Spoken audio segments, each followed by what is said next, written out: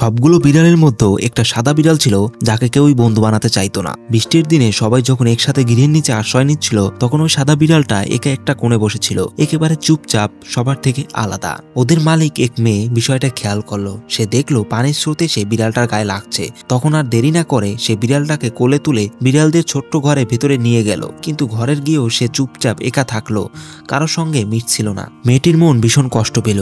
সে বুঝতে পারলো অন্য বিড়ালরা কেন সাদা বিড়ালটাকে এড়িয়ে চলে, কারণ একেবারে সাদা বিড়ালদের স্বাস্থ্যের দিক থেকে একটু দুর্বল ভাবা হয়। তাছাড়াও সাদা রঙের কারণে শিকারীরা সহজেই দেখতে পায়, তাই সাধারণ বিড়ালরা অনেক সময় এমন বিড়ালদের এড়িয়ে চলে। এই কথা ভেবে মেয়েটি সিদ্ধান্ত নিল ওর জন্য আলাদা একটা ছোট ঘর বানাবে, যাতে ও নিরাপদ আর ভালোভাবে থাকতে পারে। ঘর বানানোর সময় অন্য বিড়ালরাও এসে দেখছিল কি হচ্ছে। ঘরটা বানানো শেষ হলে মেয়েটি দরজায় একটা ছোট সাইন লাগিয়ে দিল, এই ঘরটি শুধুমাত্র সাদা বিড়ালের জন্য। রাতে সবাই যখন ঘুমিয়ে পড়ছে হঠাৎ একটা অন্য বিড়াল এসে ধীরে ধীরে ওই সাদা বিড়ালটার পাশে এসে বসলো। সে কিছু বলল না, শুধু একসাথে বসে থাকলো। সাদা বিড়ালটা এবার একা ছিল না।